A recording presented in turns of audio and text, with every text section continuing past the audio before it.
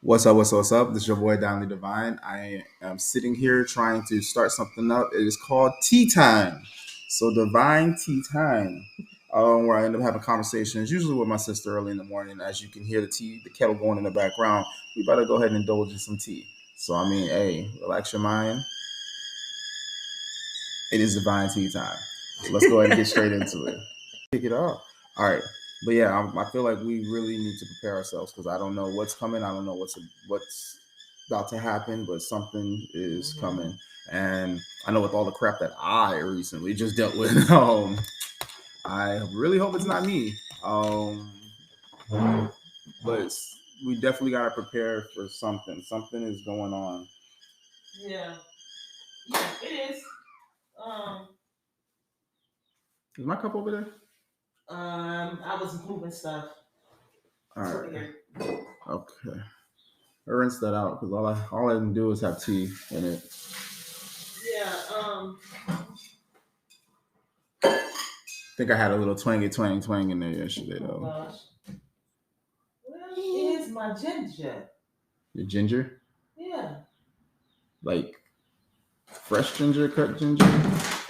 Oh, okay. Yeah. Somebody working on their immune system. No, because I can feel it. Oh, you're. Yeah, I can feel something's trying to consume me, and I'm like, oh hell no, fight it off. Okay. Yeah, yesterday, like I was saying in my prayer time, it's not even in my ginger slices, but it's okay. I literally, well, even when I pray, period, I always ask God to show me, reveal to me what it is. And that way it allows me to prepare for whatever I'm coming up against. I try to be very strategic. Yes. Because you ask and you shall receive. He said the prayers of the righteous are never forsaken or availeth much. I like to say forsaken, availeth much. That's the actual scripture. However, with that being said, I shared with you yesterday of kind of what was going on yesterday with me. Mm-hmm. And it kind of spilled over until today. And it's raining outside. I battle depression. And I believe a lot of us do. But I'm going to say yes, out loud. I do battle depression. So it's raining, it's gloomy outside, and I'm battling in my personal life. That adds to my depression. So it's one of those days. However, with going through stuff,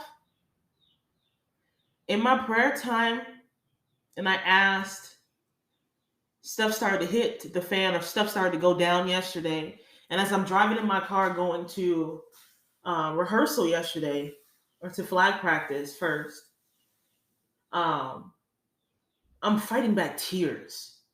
I'm like really emotional. I've become very emotional. I'm a lamenter. I've become a lamenter. A lamenter. Yes, I feel because of me being a feeler. Yeah. I can feel and sense people. I'm very sensitive to people's emotions and their feelings. Like I can sense those things. Mm-hmm. So if I'm around somebody, I'm like, "What's wrong?" They're like, "Oh, nothing." I'm like, "You're lying," because I can feel it. Yeah, You're lying. I can feel that it's too. All over your body. Like, I've been doing that. I sense it. I do that. I be doing that to Jade a lot. Yeah, like come on, tell the truth, shame the devil. Facts. So I'm in my car and my son is next to me and I can feel him. Mm-hmm. What's wrong? Oh, nothing. Lies. I'm fine, Mom. Lies. Anyways, I'm fighting back my own emotions because I'm battling between myself as well. And I'm praying, and my son knows. I'll just start praying, and I'll start praying in my heavenly language. And he's like, "Yeah, Mom is in there because she's praying in her heavenly language." And as I'm praying, Holy Spirit is like, "You're elevating." And I'm like, "Okay, you're elevating." And because you're elevating, things are going to start to shift. And people who you're attached to may not always, they're not ready. Everybody can't go where you're going. Thanks. You're elevating because now you're elevating to a different level, a different stage. In the scientific world, your eyes are being more open. You know what I'm saying? You're using a different part of your brain or whatever the case may be. Everybody's not going to understand who you are and where you're going and why you're acting the way that you're acting. You have to cut certain things off in your process of elevation.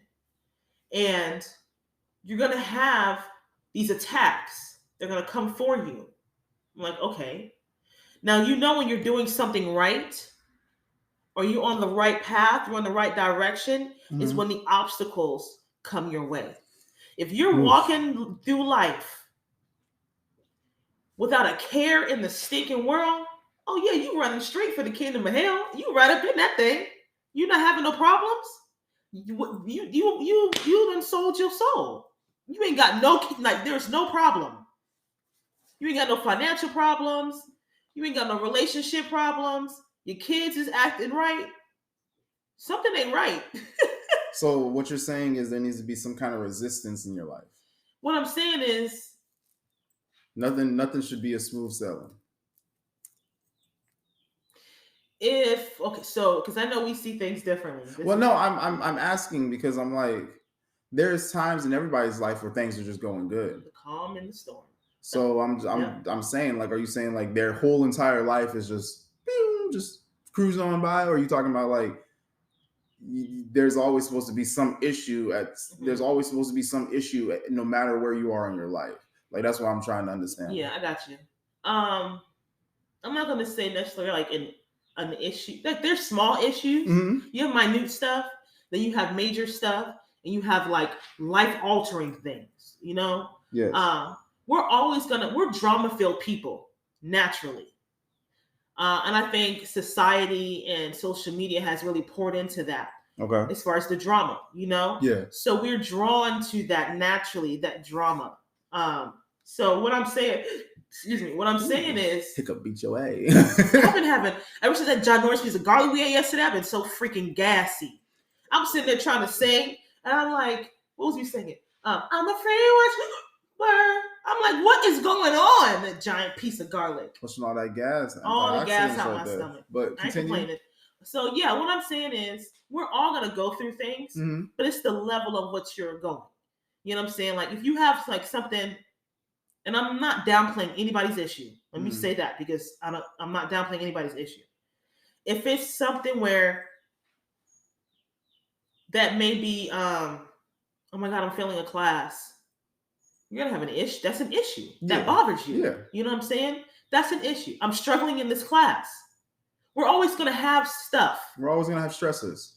Thank you, stressors. Thank you. We're gonna always have that. But it all depends on how you handle and manage that stressor to make it become, is it going to be more than what it really is? Are you going to magnify that issue and make it larger?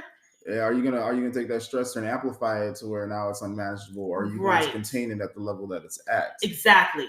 If you contain it at the minute level that it's at and keep it in this proper place, then it will become, now I'm go from failing this class to I failed a whole semester. You know what I'm saying? I done flunked out of college. Yeah. That becomes an even bigger issue. So I use that example for when I'm a college student, but to kind of paint a picture to what I'm saying, like, we're always going to have things, but it's based upon how you manage that. Another example would be, and use relationships. If you have an issue with your partner and you don't communicate and talk about that issue and it's swept under the rug, I love the analogy that my pastor used. You sweep it under the rug, that dirt pile becomes bigger each time you sweep it. Yeah. The mound gets larger and larger because you're not handling that issue. So it goes from a minute issue where it begins to fester. Because now you have all of these unresolved issues that has built up to be this enormous mound of issues. And it's like, hey, yo, do you see that giant lump in the rug? Oh, no, I don't see that.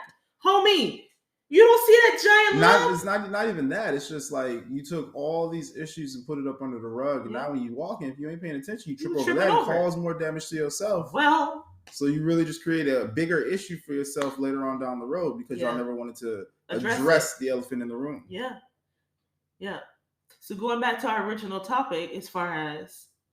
Oh, we have a topic? Well, not really topic, but the initial statement. I was like, we had a topic? I'm sorry, we just talking in the morning. So I was like, I didn't know we had a topic. Yeah. Shoot. I mean, my bad, I didn't come prepared. I didn't take any notes. Whoopsie. Write any questions. Whoopsie. As far as being prepared. Yeah. You know what I'm saying? I'm always going to do this to you. Scripture says be ready in season and out of season. I mean, if you stay ready, you never got to get ready. Facts. You can drop scriptures on me. I got things that ain't from the Bible, but it still corresponds to exactly what you're saying.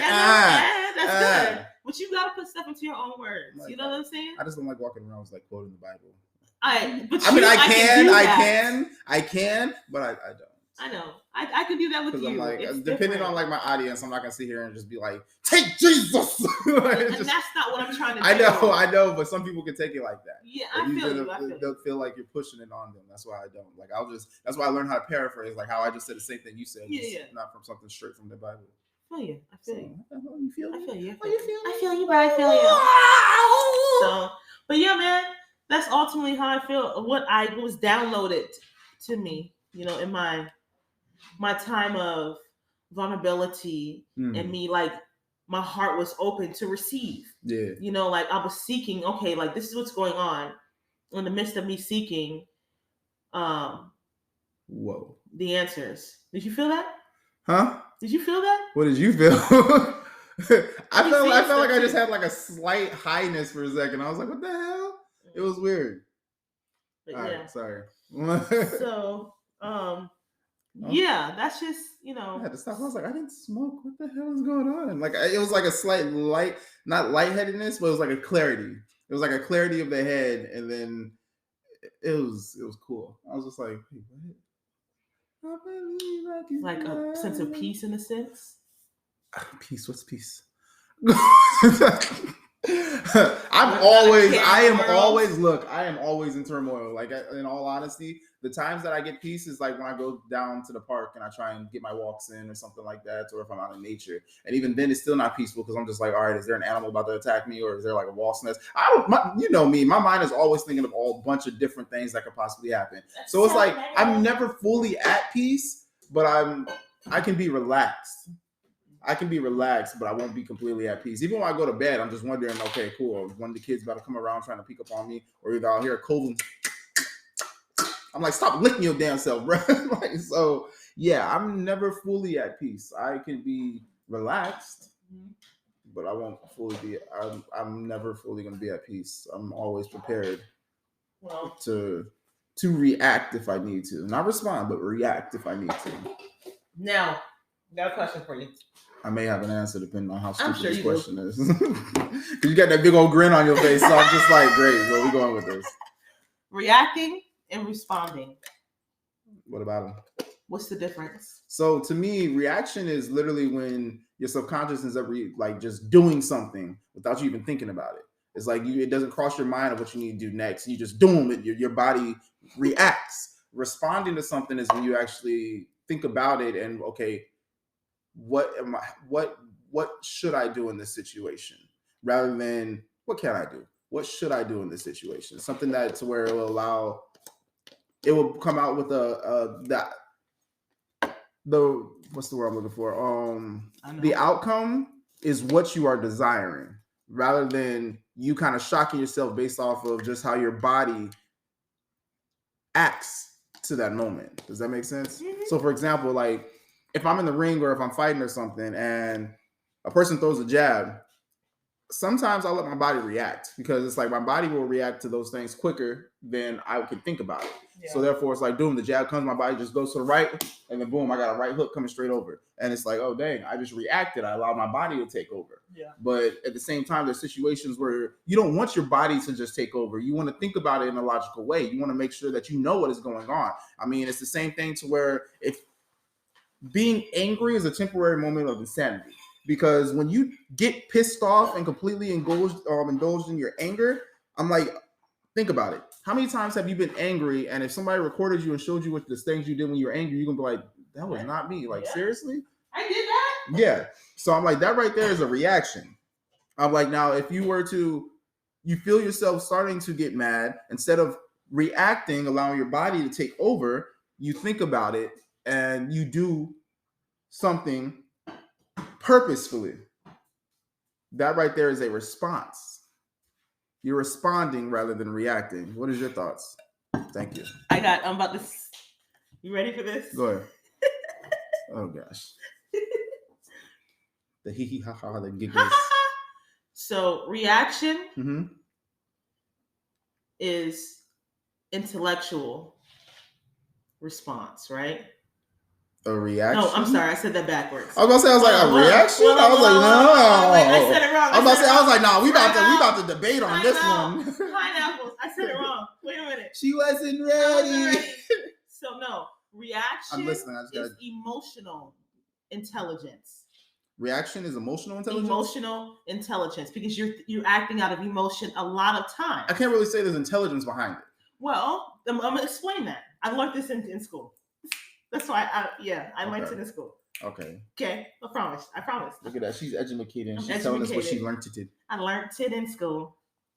Okay. So emotional intelligence. Mm-hmm. You acting out of emotion. Okay. That's where but the intelligent part is not really, you're not using intelligence in that sense because you're acting out of pure emotion. It's an emotional response. Okay. What was it? Reaction. What was the other one? Response. So we did response, right? No, we did reaction. Responding. Response. Here. Write this down. I got it. Respond. You sure? Yeah. React. Emotion. Responding is intelligent. So it's what is it? EI and emotional intelligence, right? And then you have intellectual intelligence, whatever it's called. So you have to pretty much analyze the situation before you approach the situation and make a decision. Yeah. And a lot of times when we get into situations, especially if it's really like we're really drawn to it, yes, we tend to act out of emotion and not take a step back and analyze the situation and actually and approach it in an intellectual state. This was are you done there? Yeah. Okay. This was something I was actually planning on hitting on with the next group discussion that we have on the 26th with the healthy communication in a relationship, because this is going to make you be like, ooh, me? Yes. Because with it, for the most part, I feel like women are the ones that will react more than respond. True. And men will usually respond more than they will react. And I feel like that's where we end up having this thing, because then men are like, why are you acting like that? And women are just like, well, why aren't you acting like this? And it's like, okay, cool. When it comes down to it, the emotion behind it is different, because a man will sit there and think of it on a logical side, which I think is where you were trying to go. We'll think of it more on a logical side of, okay, how does all this play? And whoop-de-woo, yada, yada. A woman is like, you don't care about this. Or why don't you care about this? When a man is like, I'm trying to see the bigger picture. And then the woman is sitting there like, but okay, you're saying you're trying to see the bigger picture, but you're not feeling the way that I'm feeling, or you don't feel any type of way about it. Yeah. And then that's where there's a disconnect, because some people will end up causing a commotion because they're reacting, and the person who is responding is kind of just like, why the hell are you acting like that? Because they're looking at a bigger picture. It's kind of the same thing to where for a long time they didn't want women in a medical field because of the fact that they would react with their emotions. Yeah. And I'm like, ooh, so with that, I want to ask you, do you feel, well, in this day and age, never mind, I probably shouldn't even ask this question because there's so many women out here who have gone to masculine. Oh, that's a good topic. Come on, let's do it. Because somebody had said something to me along those lines, and I was like, first of all, you didn't even use the right terminology. Don't come at me uneducated. Don't call me something and you can't even use the proper term.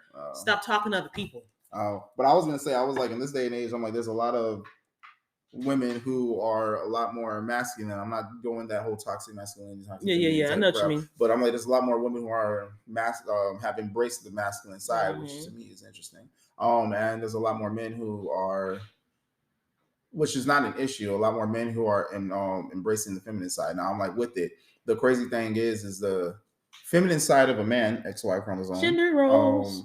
I don't even believe in gender roles, because I'm like, when it comes down to it, when you get married, y'all become one, right? So y'all split 50-50, right? So why is it that a man has to do this and a woman has to do this? Come on. Why do we have to have those gender roles? I'm like, if it's coming down to we're supposed to be making this household great together, why does it matter if I'm bringing in the money and you're cooking or cleaning? I'm sorry, but mother raised us to where we can do it all. So, I mean, for the longest time, I was like, look, I really don't need a woman unless she wants to have my child. And I'm like, even when it comes down to sex, I got two freaking hands.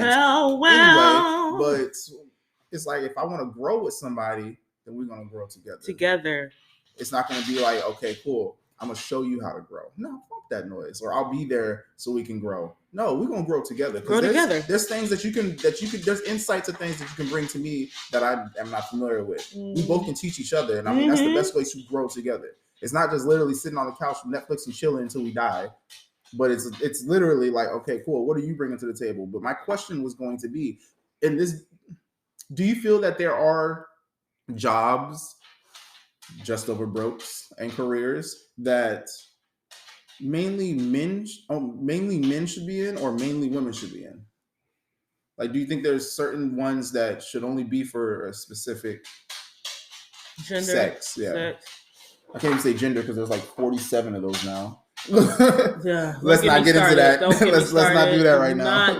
I literally just studied that topic last week in school. Yeah, but there literally is only two genders, even based upon psychology. So I'm just gonna say that. Yeah. I'm aware. Do I think that there are specific jobs that should be for a specific sex? Mm-hmm. In this day and age, I'm trying to really think. Okay, so some women may get pissed off at me, and it is what it is. Woo-hoo. I think logically, mm-hmm. and I think intellectually, and I think realistically. Okay. Some people about to croak. A man's body structure is built differently than a woman's body structure. And I'm saying that first and foremost because, for example, there's a lot of females in the military who has damage to their bodies now in their hips and their lower backs from carrying those heavy packs. And I use that particular example to show the difference in our body structures. Mm-hmm. A man can carry that pack and not have as much damage to their lower backs and their hips than a woman does. Yeah. Simply because our hips and our lower backs are made for giving birth. Yeah. They are made to move and stretch and flex and all of that. And let me say, I do have medical background experience, so let me make sure I say that. They are made to move in a certain way. Our hips are made to expand for childbirth. Mm-hmm. So when we're adding something that wasn't designed for our body and putting in literally our birth canal, holding it there, it damages us. Mm-hmm. Okay? So I just wanted to say that. To say some construction jobs, like lifting heavy stuff, we're damaging our body. There's certain as in women. Okay. As in women. I'm gonna say, I was like, there's some physical jobs that a woman should not do based upon the way our body is designed and structured, because we're damaging our body. And then we wonder why down the line generations, our granddaughters can't have children. We wonder why down the line, they're not fertile, or they are, they have infertility issues. They have cysts. Fibromyalgia is very, very common nowadays. So we have to look at, what are we doing to our bodies that causes these things to happen? Because it then alters the way our bodies function. So I think it's more of the high demand physical jobs where we're on our feet all day and we're lifting and these heavy things. Granted, if you're using a machine, go ahead, boo, do you. If you have that, that's totally different. Yeah. But if you're physically using your body to bend and lift, you're damaging your body. Bend and snap. Oh my goodness. So I feel like that ultimately is a job. Now, if a woman goes and does proper schooling, because we can be very emotional. We are the more emotional creature because we're more nurturing. That is part of being mom. That is how we were designed. Men, they do think totally different than we as women think. However, all men don't think logically. That is To true. be completely honest, That a is lot of true. men think emotionally, and they don't realize they're thinking emotionally. Mm-hmm. You know what I'm saying? And same with the woman. So I feel like that could be 50-50. It really depends on your environment, how you're raised. Will really determine how you think. Are you thinking logically, intellectually, or are you purely thinking emotionally or fleshly? That's how I look at it. Are you thinking carnal? What's going on? So, with that being said, depending on that person's environment, where they come from, their background and their schooling Mm-hmm. will ultimately determine what field they go in as far as a career. A lot of times we know based upon what do you like to do will really determine what field you go in and how successful you are at that. Okay. You know what I mean? So if you have a passion for helping people, you're going to go into a field where you're helping people. You're going to have that passion. You're going to think more about what you're doing before you actually do it. Okay. If that's what you're quote unquote called to do. Called to do. What your purpose is. Your purpose. Okay. Does that make sense? Yeah, I said a lot. I understand that. So ultimately, to answer that question, yes, you think that there are some specific jobs that are meant for certain sexes. Yeah. Okay. There's a few Examples. Well, like I was saying, like anything where you have to, where you men should probably be doing construction. Yeah, certain types of construction. So would you? Okay. So do you think that like more admin work and things like that would be more along the lines for females? No, because that's just sitting on your tail. They're not carrying the heavy weight. It's not damaging their bodies. Well, I mean, it's like, not messing with their psyche. Well, I didn't even talk about the psyche part. I know, I did. I'm more so saying like the heavy lifting. Mm-hmm. Like I'll use for example, and I'm not saying a woman should not be in nursing. Let me say that. When I worked in a nursing home at 18 years old in Hawaii, we lost power. I think we had an earthquake. You remember that earthquake? Mm-hmm. And it knocked out the power on the I was like 16. I was like 15, no, 16 yeah. Dang. I can't remember the name of the side of the island I was on. It was on the other side. On Ever Beach side, but when you go around past Ever. Waianae? Waianae. Nanakuli, Waianae?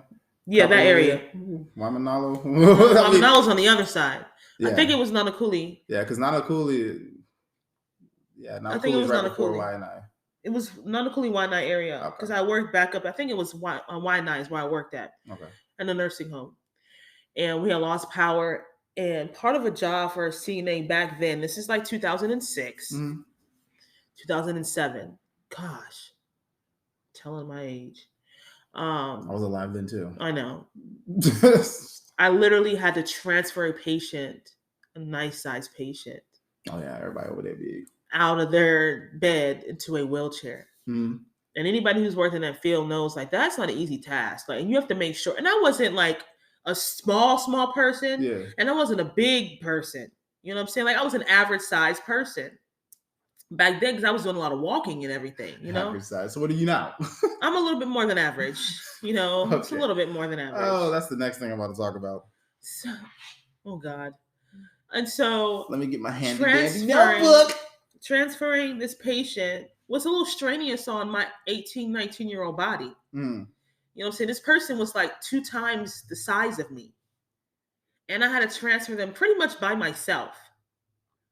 Now, being trained to do that is different because I knew what to do and I can use tools to help me to do that. Yeah. You know what I'm saying? Where I didn't have, it wasn't as taxing. Tools. We were very good with tools. It wasn't as taxing to do that. And then lifting properly. So I think that has a lot to do with it too, because you think in the medical field, you see a lot of women. Yeah. You see more women than you see males. You see the males on the doctor side. Yeah. Or like and I'm starting to see a lot more male nurses. Yeah. And that's I'm like, yes! They're just money hungry. Everybody does not deserve to. Everybody should not be in the medical field. A lot of people who are going to medical field now is just because of the fact that they can get money. Yeah. Yeah. You gotta have a heart. It's upsetting. It's upsetting because a lot of them don't really give a fudge. They just want that. They just want that money. Yep. Yep. But with that, I'm going to go ahead and We're going to continue this. What's up? It's your boy, Dollie Divine, and you just listened to an episode of Divine Tea Time with Don Lee. That right there we usually do on Clubhouse every Friday. Come tap in anytime that you want. You might, if you want, you can become a part of the podcast as well. I have the link into the show notes. And this episode I was talking with Dollie, which I'm always usually talking with Dollie. That's my sister. And what we like to do is in the mornings we'll usually come together, drink some tea, and just have a conversation so that we can get ready to go about our day. Because I mean, ultimately, it's like you have to prepare yourself in order to go about to start dealing with the things you got to deal with throughout the day. I mean, whether you have children or either you're going to work and dealing with people you really don't want to be around, when you're working a job or just over broke, or you have a career, something that is actually building and that can actually do something for you later on in life. We all have stressors. And then ultimately with Divine Tea Time, I just want to allow people to come on and get good smiles and laughs and actually stimulate their mind to fully wake up before they actually go into their day. And that is the purpose and what I have for Divine Tea Time. So again, like I said, that's on Clubhouse. You can tap in anytime. I got the link down there in the show notes. All right, love you all. Oh, by the way, I want to go ahead and say this because I never really do say this. I'm not trying to monetize off this podcast. I want to reach as many people as possible. I want to reach those who need to hear the messages. So if you like the podcast, please like, subscribe, and share. And the reason I say share is because with these podcasts, we're passing a lot of knowledge, and that knowledge turns to wisdom when you pass it on to other individuals. So whether that is for you or not, if you pass it to somebody else, it might be for them, and they can use the words that we are saying and the knowledge that we are passing on, therefore passing on that wisdom. So yes, hit that like, subscribe, and definitely share. And like I said, I'm not trying to monetize. I'm never going to ask you all for anything, and I'm probably not going to be selling anything on here. I just want to make sure that those who want their voice heard have a place to where they can have their voice heard.